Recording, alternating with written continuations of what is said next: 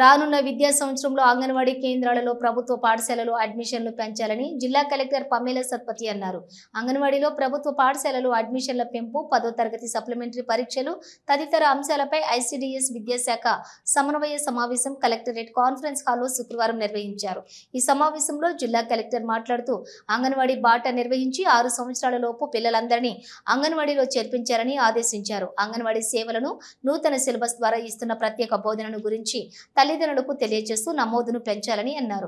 అంగన్వాడీలో pre school పూర్తి చేసిన పిల్లలందరి జాబితా మండల విద్యాధికారులకు సమర్పించాలని సూచించారు. ఈ జాబితాలో ఉన్న పిల్లలందరూ కూడా ప్రభుత్వ ప్రాథమిక పాఠశాలలో చేరేలా ప్రధానోపాధ్యాయులు, ఎంఈఓలు ప్రత్యేక శ్రద్ధ చూపాలని ఆదేశించారు.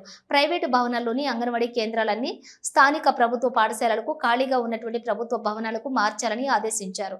ఇప్పటికే మార్చాల్సినటువంటి అంగన్వాడీ కేంద్రాలను గుర్తించామని, ప్రభుత్వ భవనాల్లో ఈ కేంద్రాలకు కావాల్సినటువంటి వసతులు సమకూరుస్తామని అన్నారు.